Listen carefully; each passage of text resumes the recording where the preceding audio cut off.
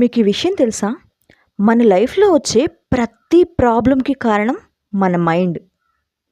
మనం money problems చూస్తున్నామన్నా, లేదా health issues చూస్తున్నాము అన్నా, పదే పదే ఇంట్లో రిలేషన్‌షిప్‌లో ప్రాబ్లమ్స్ చూస్తున్నాము అన్నా, అవి ఏ ప్రాబ్లమ్ అయినా అయ్యుండొచ్చు. ఎలాంటి ప్రాబ్లమ్ వచ్చినా కూడా దానికి కారణం మన మైండ్ సెట్టే. అదేంటి అంటారా? మన సబ్‌కాన్షియస్ మైండ్‌లో 0-7 ఇయర్స్ లోపు మనం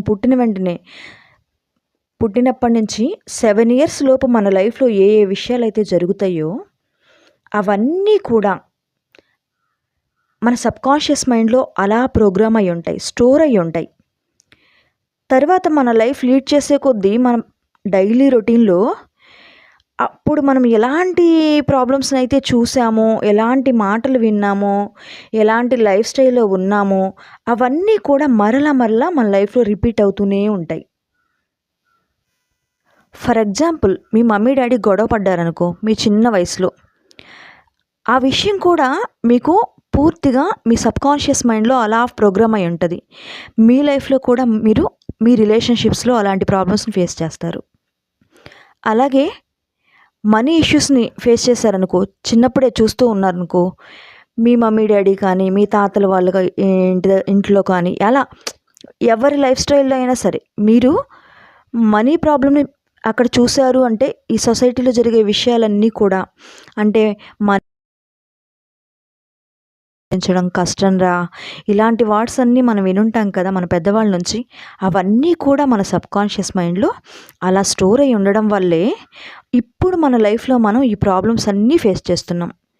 మన కాన్షియస్ మైండ్‌లో అంటే మన డైలీ లైఫ్‌లో మనకి ఒకవైపు డబ్బు సంపాదించాలి ఎలాగైనా కానీ ఒక సొంత ఇల్లు ఉండాలి, మనకి ఒక మంచి లైఫ్ స్టైల్ ఉండాలి అని మనం అనుకుంటూ ఉంటాం. కానీ ఒక్క అడుగు కూడా మనకు ముందుకి వేయలేం. ఎందుకంటే ఎప్పుడైతే మన చిన్న వయసులో మనం ఇవన్నీ వినుంటామో ఇదే లైఫ్ స్టైల్‌లో మనం ఉంటాము. ఎంత ట్రై చేసినా కూడా అక్కడి నుంచి మనం కొంచెం కూడా ముందుకు వెళ్ళలేము. అర్థమవుతుందా నేనేం చెప్తున్నానో? మరి దీనికి సొల్యూషన్ ఏంటి? లేదా అంటే ఖచ్చితంగా సొల్యూషన్ ఉంది. ఎప్పుడైతే మనం మన సబ్‌కాన్షియస్ మైండ్‌ని రీప్రోగ్రామ్ చేయగలుగుతామో, ఆ మెమరీస్‌నన్నిటిని కూడా డిలీట్ చేయగలుగుతాము, అధిగమించగలుగుతాము. డిలీట్ చేయడం కూడా కాదిది. వాటిని ఏవైతే ఉన్నాయో నేనేది చెయ్యలేను అనే సిట్యుయేషన్ నుంచి నేనేదైనా గానీ సాధించగలను అనే స్థితికి మనం ఎదగగలుగుతాం. మన సబ్‌కాన్షియస్ మైండ్‌ని రీప్రోగ్రామ్ చేయడం ద్వారా. మరెందుకు ఆలస్యం? మీరు కూడా రిచ్